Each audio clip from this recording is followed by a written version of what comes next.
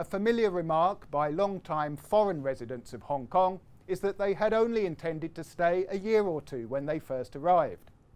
The appeal of this dynamic city with its opportunities and freedoms kept them here. Many have stayed for decades. Sadly, Hong Kong's allure appears to be fading. It is facing an exodus. The American Chamber of Commerce released results of a survey among its members last week. The poll showed 42% of the 325 respondents are planning or considering leaving. The political environment and COVID-19 restrictions were the reasons cited most.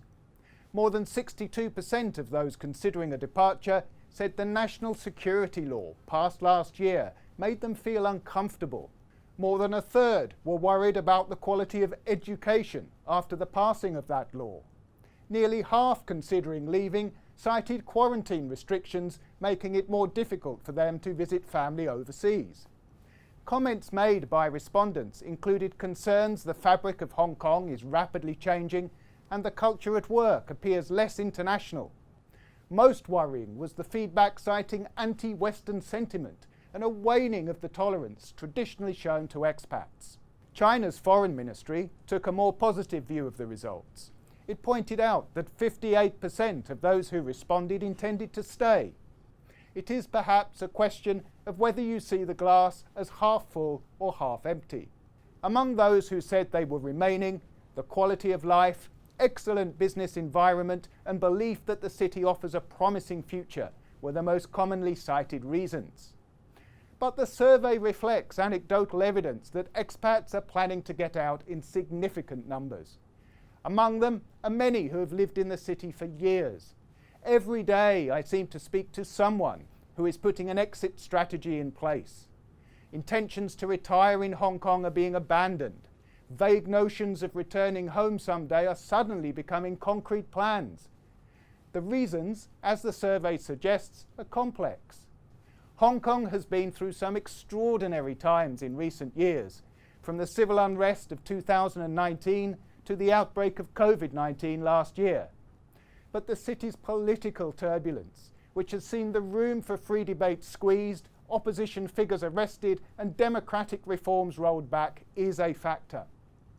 I can't speak for all of them, but many, I believe, from conversations I have had, hold moderate political views. They are professionals who have contributed much to Hong Kong. Some arrived when the city was still a British colony and stayed after the 1997 handover, even as others departed. Many saw out the deadly SARS outbreak in 2003 and stayed during the COVID-19 pandemic. They generally wish China well, support the one country, two systems concept, and do not approve of violence.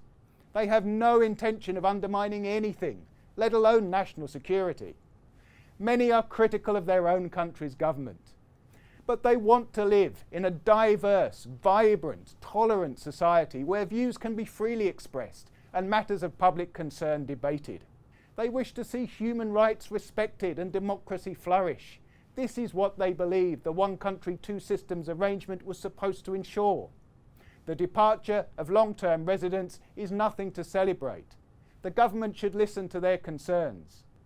Officials might, however, be more worried about the young local people who are also leaving. A survey by Chinese University earlier this month showed almost 60% of Hong Kong youth want to move overseas.